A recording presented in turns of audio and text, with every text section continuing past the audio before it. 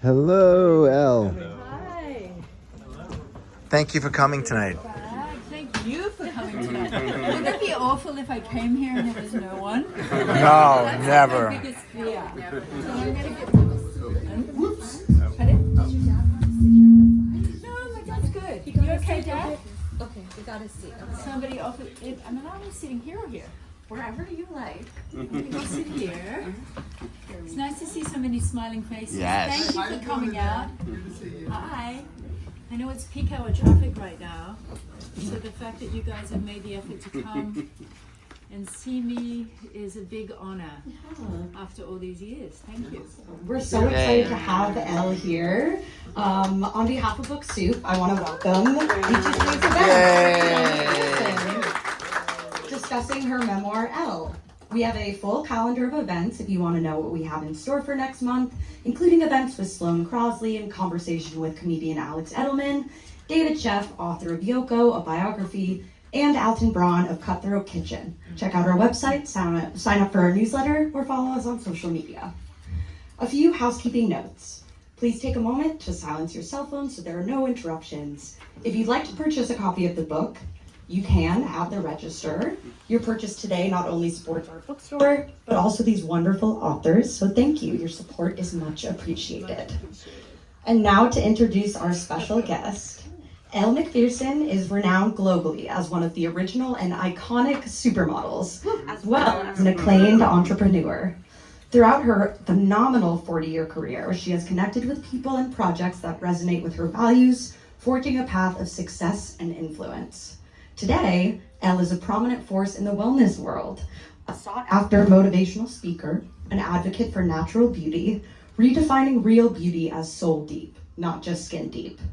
She is the founder and creative director of WellCo, guiding the brand's aim to enable and encourage everyone to liberate, appreciate, and amplify their unique inner essence through being well, so they feel amazing and live fully. She has 2 sons and lives in Miami. We are so excited to discuss this book today. Please help me give a warm welcome to Elle.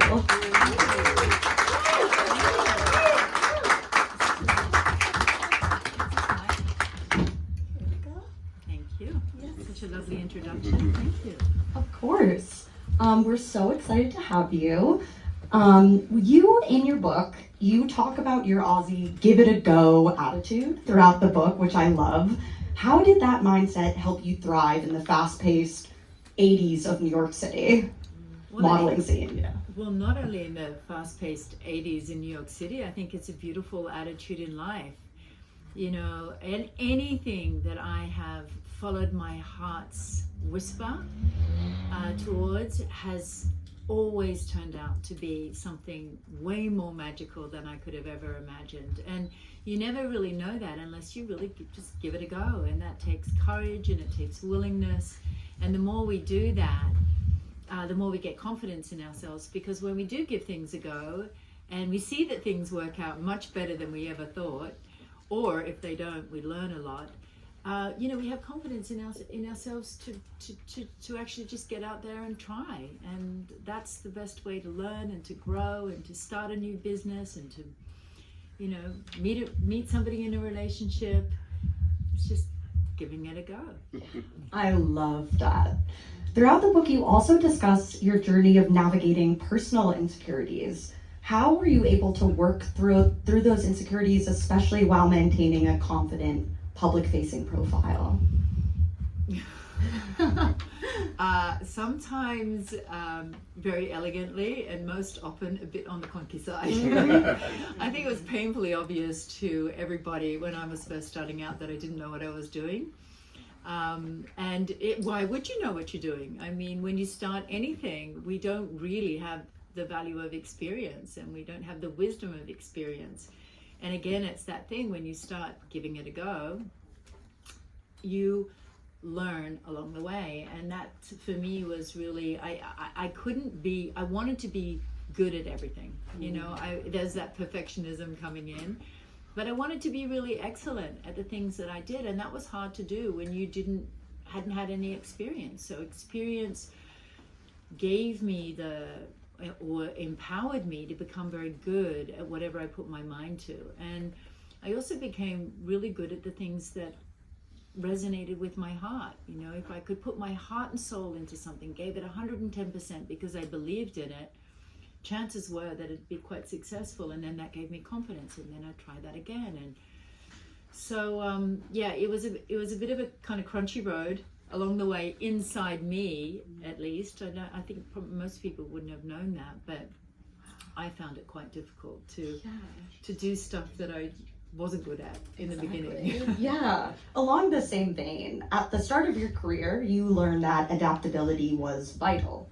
What are some of the ways you adapted to thrive in the competitive modeling world? A wise person once said, adaptability is the superpower of the future. And I truly believe that's true. It's so important to be in the here and now and cope with life, or to respond to life with what is now, not what you wish it was, not what you hoped it was, not what you feared it was, the past or the future. What is happening right now? And every time we respond to what is happening right now and we dig deep, we find that we're actually really resourceful, and it's not as bad as we think, and we do have answers to questions or the situations that we probably thought that we would never be able to cope with. And you know, it's been an interesting journey in modeling. If you think about, this is going to be could be my 42nd year, which is a long time. I mean, most people sort of stop modeling when they're in their 20s, and I'll be 61 in March. So amazing. I've had a long, rich, beautiful career, and I'm so grateful for it. And when I first started out in the 80s, you know, the more distanced you were from your public, the more iconic you were, the more sort of untouchable you were, the more successful you were.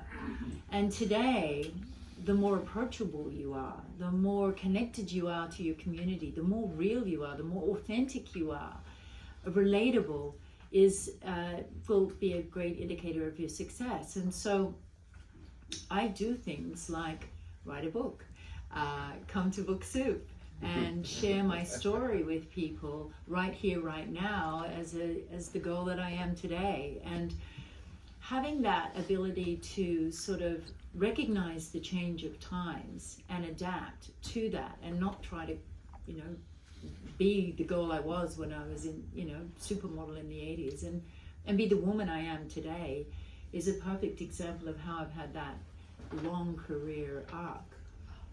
Yeah. I love that distinction. That's really, really cool. I love that.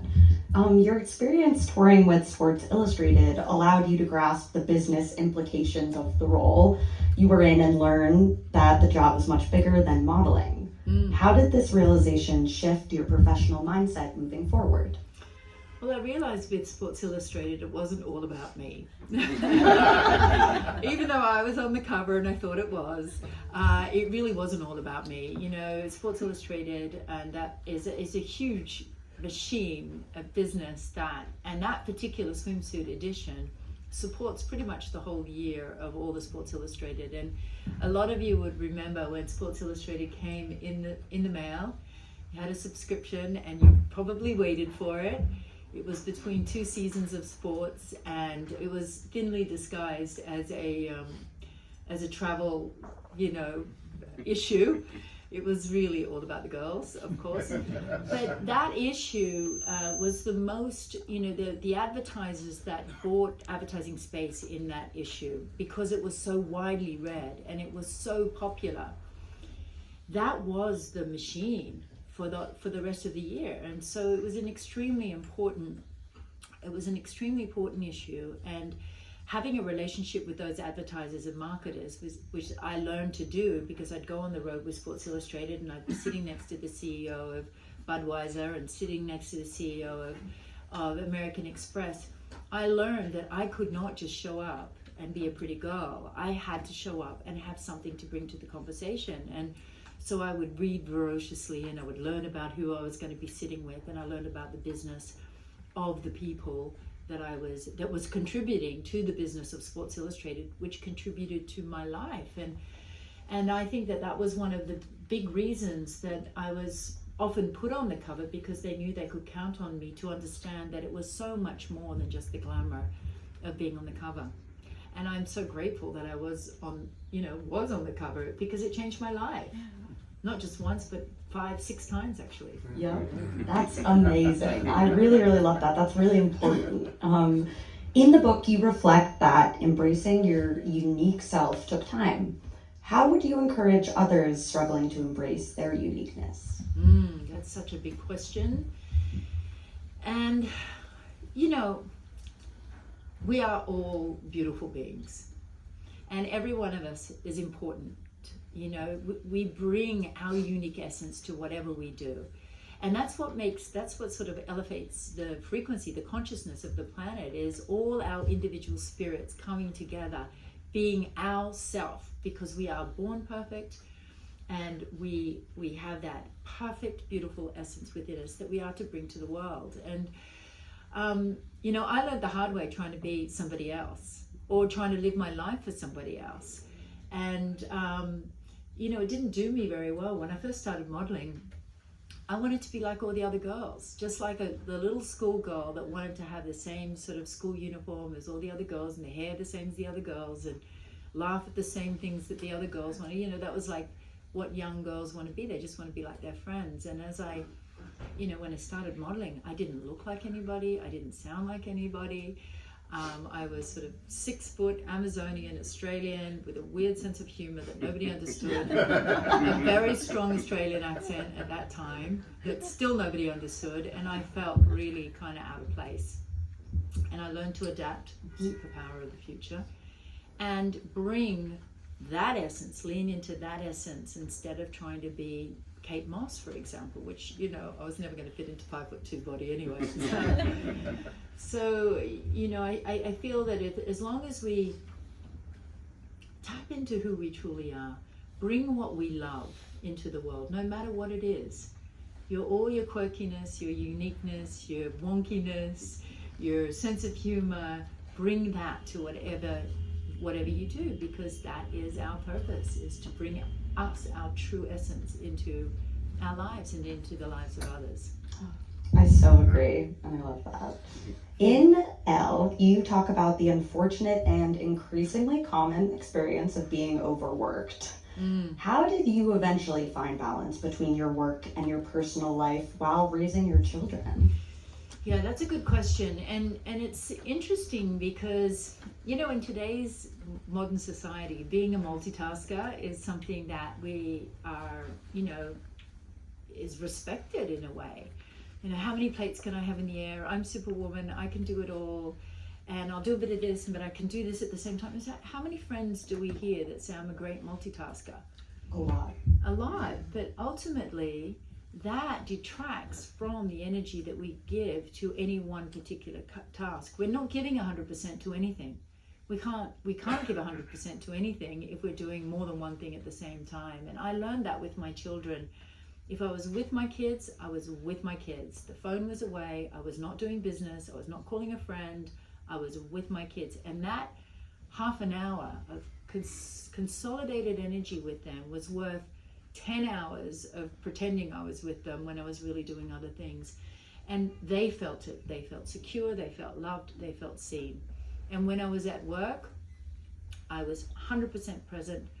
On the phone call, the board meeting, whatever I was doing, I was there. There weren't kids running around the background. I wasn't cooking at the same time. I was 100% present. So the people that I worked with had confidence in me because they knew that I was listening and that I was there and I was giving my best. And with the kids, I used to travel a lot, and I know there'll be other mothers here, or fathers as well. When you leave your children to work, to travel to work or go to work, there may be a sense of sort of guilt that I'm not there for my kids. And in the beginning, I used to worry about that. And then I came to the conclusion that it was just as important for them to develop a sort of independence away from me being with them all the time. They grew so much when I wasn't with them. And we used to have a thing that we'd say, okay, Mum's going away doing what she loves, not doing, Mama's got to go away to work, because what are you teaching your kids? Like, going away to work is awful. I wanted them to know that I loved what I did. So I'm doing what I love, and while I'm gone, you're going to be doing what you love. And when we come back together, you're going to share with me what you learned about yourself while you were gone, and I'm going to share with you what I learned. And so we would have this connection where it was almost like an adventure being away from each other. And that alleviated all the stress and guilt I had from traveling. And it was very beneficial to them and to me. Yeah, that's like magical almost. That's really beautiful. It was very simple, and it really worked. Yeah. Oh my goodness. And we can adopt that with our lovers as well, our friendship, our parents. Absolutely. Yeah. Oh, I love that. You note that your past business, Elle Macpherson Intimates, was a creative outlet for you. How did launching this brand differ from modeling in terms of personal fulfillment? Elle Macpherson Intimates was a lingerie line that I created in Australia in about 1989. It was a license, so it was a situation where a company would make lingerie and sell lingerie, and then I would get a percentage of the sales. And that was because I gave them the loan of my name, my personality, but I also helped with the design process.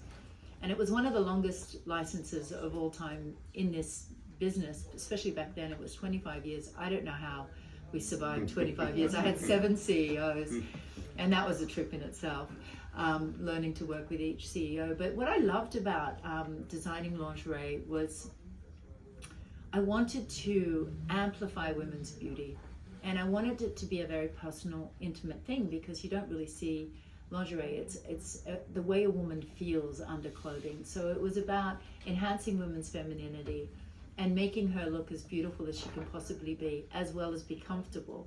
So on that side, it was extremely invigorating creatively. But at the same time, and on the other hand, I was doing something from the beginning to the end. You know, it was a piece of lace, and then how does that piece of lace become a structure? And then how does that structure become a photograph? And what models are we going to use when it, after I stopped modeling it, because I would have other models come in, and what's the marketing campaign? What's the advertising campaign? How are we going to sell this? And working very closely with the CEOs along the way, I learned a lot about business. And so it was such a wonderful opportunity to see something from start to finish. Whereas if modeling, you sort of come in for a day and you are the personification of somebody's dream, and then you leave, and then that's it. So it was very fulfilling, and I miss it. Actually, one of my partners called me the other day and said, "How are you doing?" I was like, "Man, I'd like to be doing lingerie again." Anyway. Do it. I support. In the book, you also discuss your journey overcoming addiction. How did being a mother influence your decision to get sober? And how did self-awareness and self-love guide you through that process? Yeah, well, I mean, being a mother was... nothing was more important than my children. And when the desire to be a present, loving mother was greater than the desire to numb my fear and anxiety through alcohol, that's when things changed. And it took time. I couldn't do it for my first son. I tried getting sober 6 years earlier, and I couldn't do it. And then when my second son was born, I just was like, I am not the parent I want to be, and I'm not having the life experience I want to have. And so I went to treatment in Arizona. My dad flew in from Australia to look after my son, both my boys, while I was gone. And I went away for 8 weeks, 6 weeks, 8 weeks, however way I went, and I just did what was required. And then I followed up by going to AA meetings, and I still go after 22 years now I'm sober. So, and it changed my life. It changed my life. Oh, it's no congratulations. I'm the one that gets all the joy because my life is so magnificent since being sober, and I'm able to make decisions in ways that I would have never have made before. And I can promise you, I've never woken up any morning and gone, God, I wish I had a hangover. I've never regretted it, and life has just become more rich and fulfilling and joyful and fun and interesting and powerful and magnetic and charismatic since I've been sober. I don't think I could have. I don't even know that I would have made it through, to tell you the truth. If I continued the way I was going, I probably wouldn't. I wouldn't have the adjusted children that I have. Somebody once said to me, if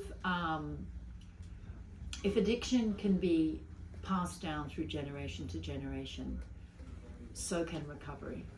And that was one of the biggest influences in my life. It was like I feel that I can affect the well-being of my children by getting sober. They may not have to go through what I went through just by me getting sober. And so that was a huge inspiration for me. And I'm so grateful to those boys. They are just like angels in my life. That is amazing. I love that. Between modeling and acting, you mention in your book feeling like a doll wound up to perform and often feel like you were playing a part. How did this constant performance affect your mental health, and what helped you reconnect with your authentic self? Well, it's true. There was a constant sort of living up to other people's expectations, and that is the nature of modeling. If you think about it, you are the personification of somebody's vision. You are there to become that personification of somebody's vision, whether it's a fashion designer or a stylist or a photographer or a hairdresser, makeup artist. We're paid to do that, and we're very motivated to do it because we are paid to do it, and the better you are at it, the more jobs you get. And so it's just this continual thing of playing a part every moment of every day. And it's very easy for life to become blurred. You don't know who you are anymore. You're just I'm uptown girl this day. Not me, but that could be Christy. I'm beach, whatever it is. And it's interesting because it bled over to my personal life as well. I was a corporate wife, and I was supporting the dreams and visions of my husband or husbands at the time, and my life became focused on their vision, and because perhaps they were more rich or powerful or whatever I thought they were, I felt that it was my duty to support them through whatever their vision was, and I lost sight of my own many times. And there is nothing more painful than not living your truth in life, living somebody else's truth. And it's unsustainable. So how did I learn to do things differently? Well, it just got so painful. And sobriety helped a lot, because when I got sober, which is, self-realization is very sobering in itself, I realized how much of my life was living up to other people's expectations. And I realized I couldn't keep doing that if I was going to stay sober, because it was untenable.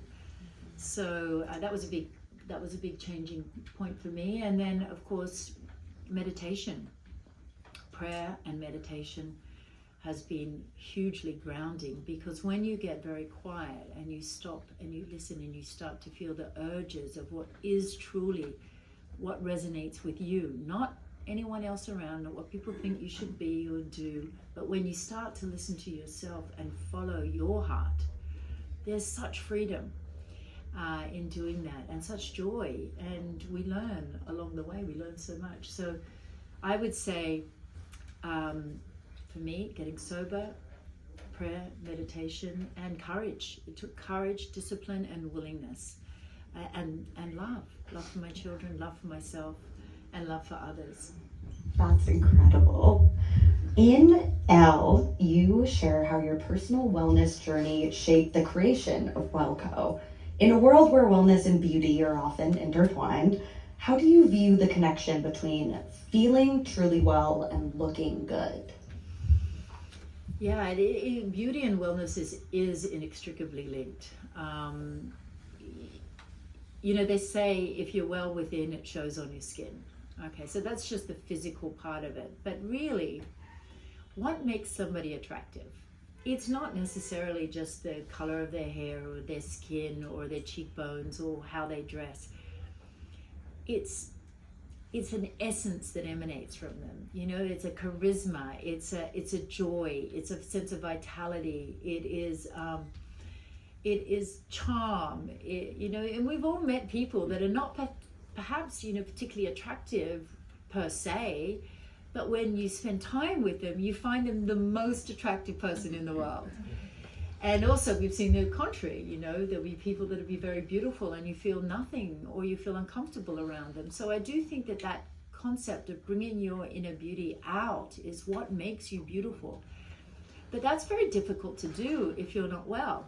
Mm-hmm. You know, if you're feeling sick or if you're low ebb, low sense of vitality, depressed, unhappy with yourself, unhappy with your life, if your body isn't functioning well, all 11 systems. Can you believe we have 11 systems in our body?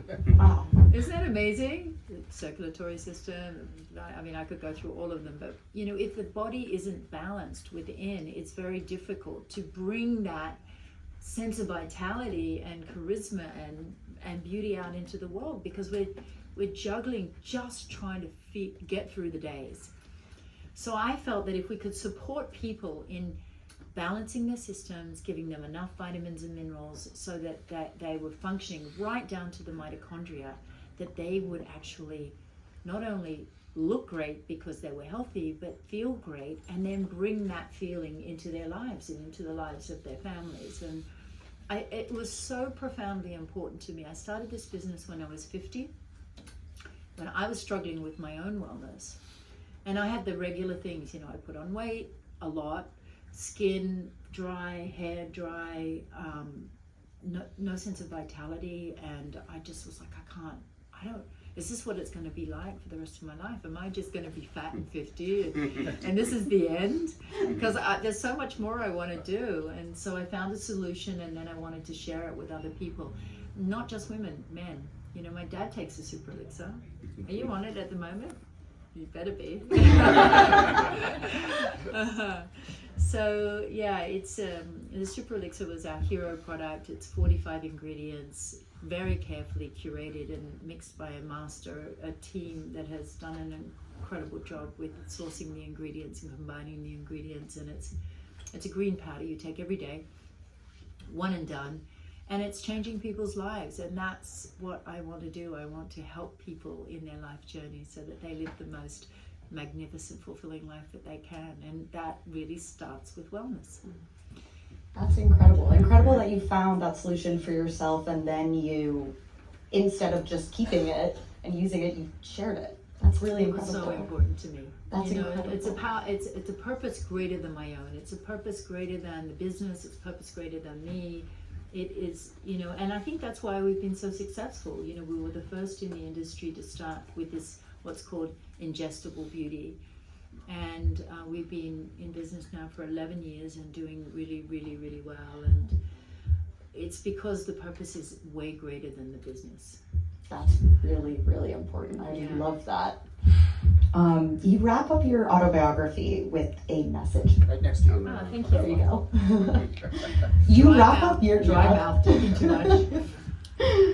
You wrap up your autobiography with the message, and finish drinking before you answer, with the message that we are all simply learning to give and receive love unconditionally. How has understanding this changed your relationship with yourself and also other people? I didn't understand love until, well, I certainly didn't understand unconditional love until I had children. And, you know, I loved people. I had romantic relationships. I loved my parents. I loved my life. But unconditional love without judgment, allowing somebody to be just exactly who they are. I didn't feel that feeling until I had my kids. It was like they could do no wrong and still can. Yeah, I may not like some of the choices they make, but you know, there's no judgment. it's so pure. And I realized that I wanted to love everybody like I loved my children.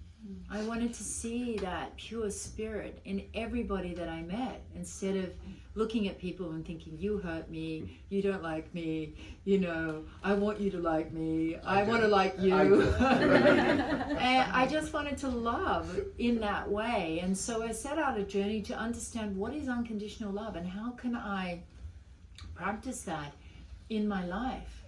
And as I've learned to practice this and to embody it, you know, my life has just become so fulfilling and purposeful and meaningful and vibrant.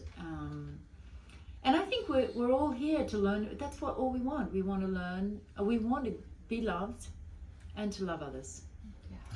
And everything that causes us pain is the fear of not being loved, I believe, and fear itself. And if we live in fear, we're not in love. It's the polar opposite. Like, you know, fear consciousness and love consciousness are the polar opposite. So it's transmuting or transforming the fear that we feel in life to love. And that is allowance, creativity, spontaneity, open-heartedness, non-judgment. These are all qualities of the heart that exemplify love. It's not just the romantic thing like I like you and I like you. I do like you too. So when we, you know, and if we can learn to love ourselves,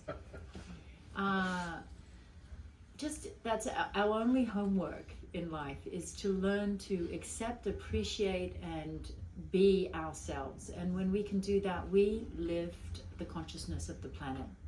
That's all we have to do. Mm-hmm. And it is a lifelong journey. It takes time and patience and willingness, but it's so worth it. Speaking of time and patience, it's time. You described yourself as timid, awkward, anxious growing up, which seems like a far stretch from the Elle we see today. What has helped you overcome those insecurities that many of us face? Time. Mm-hmm. Yeah. You know, it's just you let go of caring about what other people think. I always love that thing. What you think of me is none of my business.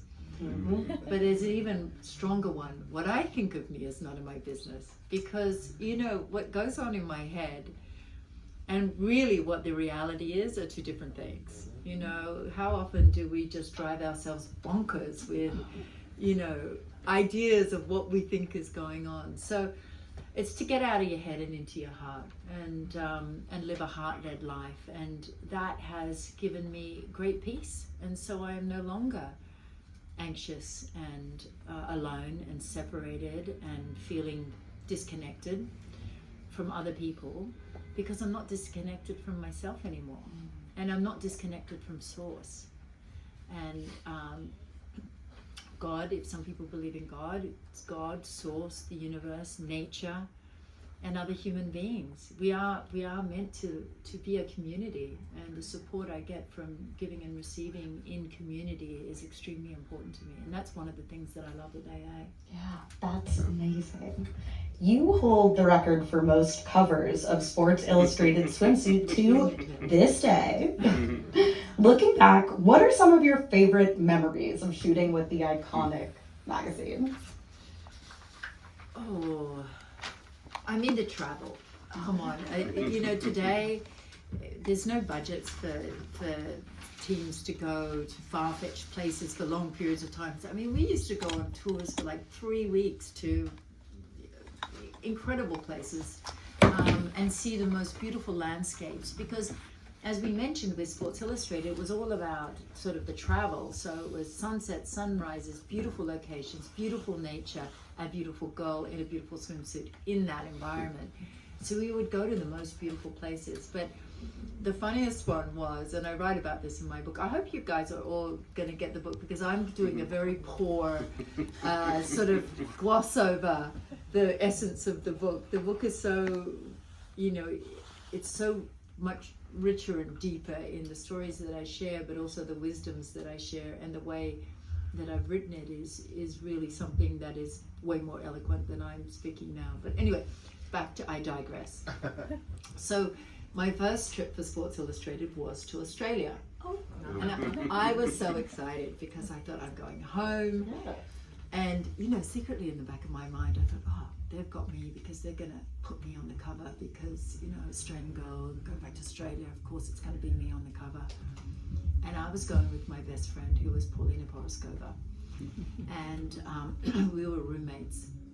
So we go to Australia and I come back, and February 15th, when our thing comes out, I'm ready and I'm sure it's me. And it's Paulina on the cover. And I was devastated. I was like, what? You have to have an Australian girl on the cover.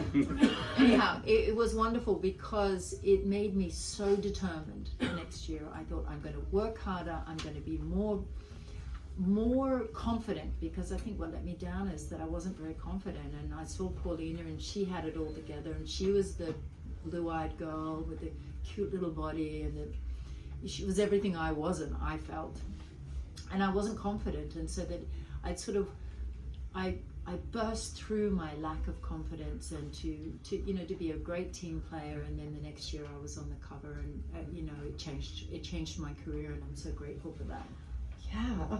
Speaking of supermodeling, in your memoir, you define the supermodel as someone who can do it all. Runway, TV, commercials, legs, hands, bathing suits, magazine covers. Did you know that when you were embarking on becoming a supermodel, or were you just naturally able to be so versatile? No, I wasn't naturally able to be so versatile. You know what they say? They say that necessity is the mother of invention. And I started modeling in Australia, and you know, it's a very small market, and you cannot specialize. There's no room for specialization like here in America. You have to be able to be a bit of a jack of all trades. You do it all. If you want to make an income and if you want to make a mark, you have to be able to do it all. And so, you know, every job that came up, it was like cover girl, yep, I can do that. Runway, yep, I'll do that. Foot model, not great feet, but I'll do it. So I just learned to do, you know, and I was willing to, and I worked hard to do whatever was required. And I think people sort of think of the supermodel era as, you know, the 90s with famous girls who had a name, and that you knew their name, and they made a lot of money, and they were big stars. And yes, that is one definition of a supermodel, but I believe that the true supermodels were the girls, like the girls that were the famous ones that you knew in the 90s. We did so much. I mean, we did it all. Music videos, acting, workout videos, you know, covers, runway, bathing suits, commercials. We did it all. And we learned to do it well. Yeah, exactly. Our livelihood depended on it. Yeah, it did, truly. You talk about also in the book listening to your inner sense, your gut, and how it has always guided you. For those who want to tap into their own inner voice, what's one step they can take to getting closer to gaining that gut sense and clarity?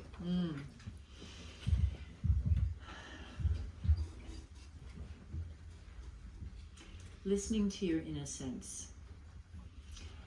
And it's not really a voice, it's an urge, right? It's a sensation that we feel. And the best way to develop a relationship with that inner sense, your heart, is to get very quiet, to slow down, to stop, and to listen. And if you practice that regularly on a daily basis, sometimes moment to moment basis, you'll find you'll develop a really good understanding of what truly resonates with you. And then when you take steps towards what resonates with you, you're in alignment. And when you're in alignment, those things seem to blossom into really wonderful opportunities. But it does take practice, and it's easy to do. We can all just stop now and just take a breath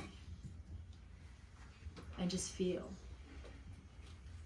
And then, you know, whatever your decision that you need to make, then you make that decision based on that urge that you get inside yourself.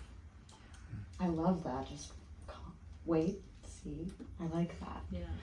I know we sort of have been talking about them a lot, but your admiration for your sons is so undeniable and beautifully shared throughout your memoir. What's something you think you've passed on to them from your life experiences and as their mother? Well, my looks, of course. But it's weird because actually I have one son that is dark hair, dark eye, dark skin, looks like me, looks like my dad too. And the other one's blonde hair, blue eyed. But he's the one that everybody says looks like me. So, but really what I think the thing that I've really passed on to them is the importance of finding what you love in life and choosing that as your vocation. Because when you find what you love and love what you do, well, first of all, you're going to be really good at it 9 times out of 10. And second of all, you don't feel like you work. There's a seamlessness in your life where you're just doing what you love and continue doing it. But finding it, that's a whole other thing. And in order to find it, we've got to try to do lots of different things. And so for the boys, for example, I made them work get a summer job for as young as they could possibly get, and they figured out what they were good at through their summer jobs, and they tried lots of different things, and they realized, oh, this, I like watches, and this one, like what the intricacy of watches, or I like sport, whatever it is, they found what they were good at through their summer jobs and through trying lots of different things. And nothing worse than having somebody stuck in a job that they don't love. Mm-hmm. So find what you love and do it. Oh, and do it relentlessly. My dad taught me that, actually. I love that. Do it relentlessly. Your journey to becoming sober was certainly a pivotal point in the memoir. How would you say life has opened up for you since then? And what is life like on the other side? On the other side, you mean on the drunk side or the sober side? The sober side. Well, as I mentioned before, it is just, it's opened up so many doors for me, because I can live my life, my wildest dreams. I'm able to action them. I'm able to be present. I feel all the ups and downs. They say when you get sober, what's the best thing about getting sober? You get your feelings back. What's the worst thing about getting sober? You get your feelings back. And then you have to deal with them. And often we don't have the skill set to deal with uncomfortable feelings. That's why we drank in the first place. Mm-hmm. So, the more you begin to realize that your feelings don't kill you, and learn how to process those feelings, the easier life becomes, and the less you have desire to escape from the life that you're living because you're coping with it quite nicely, thanks. And I just love feeling empowered. I love being present. I love knowing that what I'm feeling is true. I love showing up and being my best self every moment that I can. I love not waking up with a hangover or being embarrassed or wondering what I did the night before or feeling self-conscious about myself. I love the fact that I can still work at 60. 60 and some years old. I'm shooting a cover for a magazine in a couple of weeks, and it's like, man, if I was drinking, I don't think that would be the case. So I can highly recommend it for those who are interested, because you gotta want it. Exactly, you gotta want it. That's an incredible reflection to have. I really like that. And just one other thing that I want to mention here, for those who are living with somebody who's struggling with any kind of addiction, and addiction isn't just drugs or alcohol. It can be, you can be addicted to work, you can be addicted to fear, you can be addicted to drama, you can be addicted to other people.